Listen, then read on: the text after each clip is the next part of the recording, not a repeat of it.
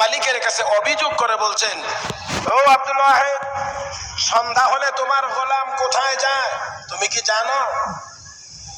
না, তা তো জানি না। সন্ধ্যা হলে তোমার গোলাম কবরস্থানে গিয়ে কাফনের কাপড় চুরি করে। আমি আপনাদেরকে জিজ্ঞেস করি, যে অভিযোগটা করা হয়েছে খুব সাধারণ অভিযোগ, হ্যাঁ, খুব সাধারণ। কাফনের কাপড় চুরি করা এটা একেবারে জঘন্যতম চুরি। এই কথা শোনা মাত্রই মেজাজ গরম, তাই নাকি? বলে হ্যাঁ, আচ্ছা ঠিক আছে, আজকে তদন্ত হবে, সন্ধ্যায় তদন্ত হবে। সত্যি যদি অপরাধে লিপ্ত হয় তাহলে তার জন্য কঠিন শাস্তির ব্যবস্থা। সন্ধ্যা ঘনিয়ে আসছে, আগের থেকেই প্রস্তুত। গোলাম যখন বাড়ি থেকে রওনা করেছে, মালিকও পিছন দিক দিয়ে রওনা করেছে। তবে দূরত্ব বজায় রাখে, গোলাম যেন টের না পায় পিছন দিক দিয়ে মালিক আসতেছে। কিছুক্ষণ চলার পরে তিনি দেখতে পাইলেন যে গোলাম একটি কবরস্থানের পাশে গিয়ে এমন খোলা জায়গায়, খোলা মাঠে নামাজের মুসল্লা বিছায়া আল্লাহু আকবার বলে নামাজ শুরু করে দিয়েছে।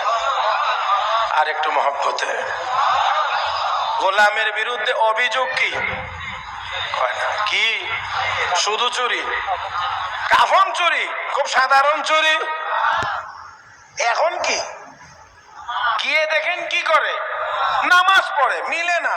তবে না মিললেও আবার শতভাগ নিশ্চিত হওয়া যাচ্ছে না, যেহেতু পাশে কবরস্থান। এখন হয়তো বা কিছুক্ষণ নামাজ পড়বে, কিছুক্ষণ পরে গিয়ে আসল কাজ করবে। এমন চোর বাংলাদেশে আসেনি? কোথায় আছে, কেমনে আছে সব বলা যাবে না। সব বললে আবার রাগ করতে পারেন। এর জন্য এমন একটা বলি যেটা বললে কেউ রাগ করবেন না, এমনটাই বলি। এটা হলো মসজিদের জুতা চোর। এও মসজিদে যায়, আপনাদের কি মনে হয় মসজিদে যায় চোর সেজে না মুসল্লি সেজে? কাজ করে কি? সুরত কি? বুঝে উত্তর দিয়েন। সুরত কি? মুসল্লির কাজ করে কি? চুরি চুরি চুরি। তাহলে এখন আপনাদেরকে ওই জায়গায় নিয়ে গেলে কঠিন হয়ে যাবে। সহজ করে বলি, শুধুমাত্র আপনারা একটুকু বুঝেন।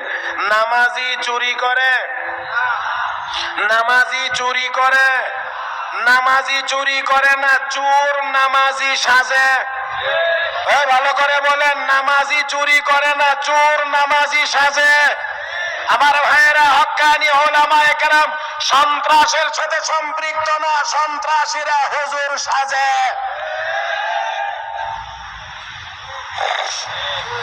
আল্লাহ আমাদেরকে বুঝার তৌফিক দান করুন, বলি আমিন। এবার দেখেন সামনের দিকে যাই। গোলামের বিরুদ্ধে অভিযোগ, গোলাম কাফনের কাপড় চুরি করে। আর সন্ধ্যার সময় তার পিছনে পিছনে হাঁটতে লাগলেন। কিছুক্ষণ হাঁটার পরে গিয়ে দেখেন গোলাম কি করে। শতভাগ নিশ্চিত হওয়া যায় না, যেহেতু পাশে কবরস্থান আছে। এই জন্য হযরত শেখ আব্দুল ওয়াহিদ ইবনে যায়েদ রাহমাতুল্লাহি আলাইহি বলেন, আমি সিদ্ধান্ত নিলাম সারা রাত পাহারা দেব, দেখবো গোলাম কি করে। সারা রাত পাহারা দেব, দেখবো আমার গোলাম কি কাজ করে। এই জন্য তিনি একটু দূরে বসে রইলেন। দেখেন গোলাম আল্লাহু আকবার বলে নামাজ শুরু করে, সালামের মাধ্যমে গিয়ে নামাজ শেষ করে, আবার আল্লাহু আকবার বলে নামাজ শুরু করে, সালামের মাধ্যমে গিয়ে নামাজ শেষ করে।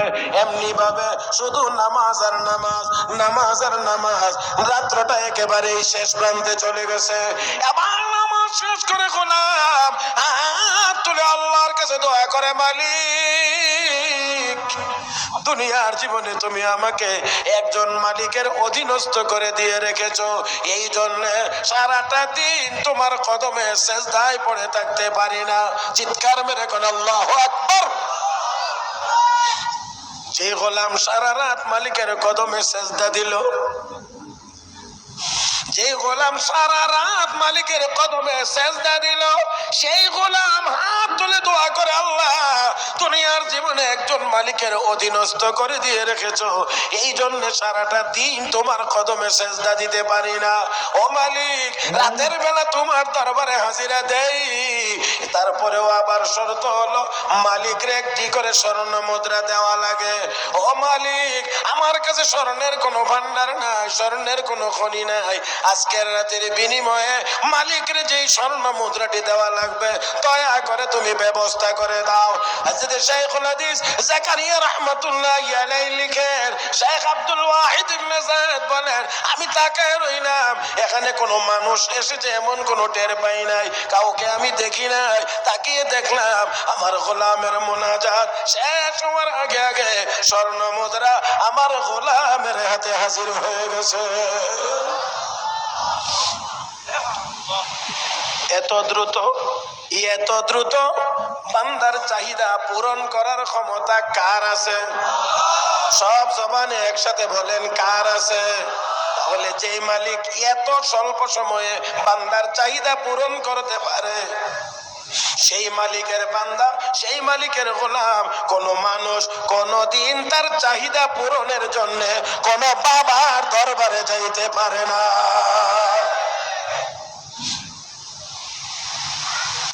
কিন্তু দুর্ভাগ্য আমাদের জায়গা, ওই লোক জিজ্ঞেস করে আপনার বাড়ি কোন জায়গা, উনি ওনার জায়গার কথা বললে লোকটি আবার মাথায় হাত দিয়ে আপনি এত দূর কেমন করে আসলেন, কত দূর এসেছি। হযরত জাকারিয়া রাহমাতুল্লাহি আলাইহি লিখেন, এবার ওই লোকটি বলতে আছেন, এখান থেকে যদি আপনি পায়ে হেঁটে আপনার বাড়িতে যাইতে হয় কম পক্ষে 2 বছর সময় লাগবে। এখন আপনি একটু চিন্তা করেন, গোলামের পিছনে কয় বছর হেঁটে এসেছিলেন? সামান্য সময়, আর এখন শুনে লাগবে 2 বছর। আল্লাহ আল্লাহ আল্লাহ, আমি এখন বাড়িতে যাব কেমনে? টাকা নাই, পয়সা নাই, গাড়ি নাই, ঘোড়া নাই, কিচ্ছু নাই, ভাড়া নাই, সিরা নাই, মুড়ি নাই, তবে আল্লাহ তো দয়া, এখন কি করবো? বিপদ আল্লাহ তার উপরে দয়া করে। আল্লাহ আল্লাহ আল্লাহ আল্লাহ আল্লাহর পক্ষ থেকে ইলহাম হয়েছে, হে আব্দুল ওয়াহিদ, চিন্তার কোনো কারণ নাই, টেনশনের কোনো কারণ নাই, অপেক্ষা করো, সন্ধ্যা হলে গোলাম আবার এখানে আসবে।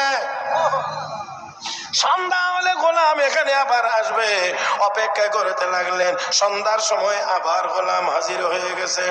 ও বন্ধুরা, গোলাম হাজির হয়ে নামাজের মুসল্লা বিছায়া আবারও নামাজে দাঁড়িয়ে গেছেন, আবারও নামাজে দাঁড়িয়ে গেছেন। উনিও পাহারা দেওয়ার জন্য বসে গেছেন।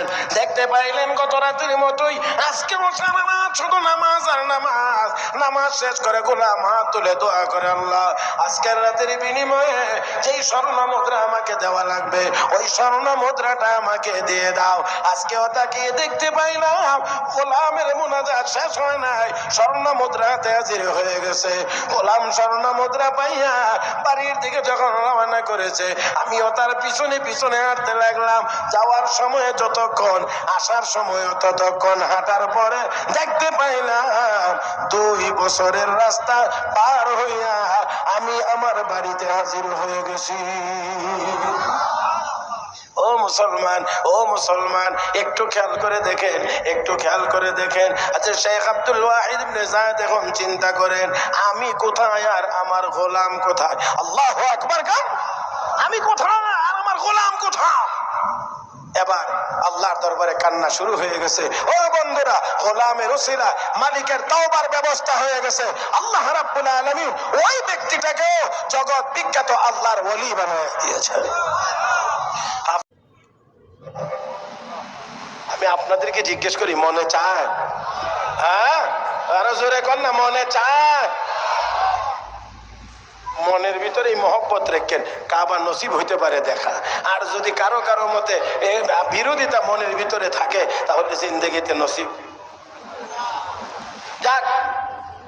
হ্যাঁ মোহাম্মদ, কাবার সামনে গিয়ে নামাজ পড়তে তোর মনে চায়?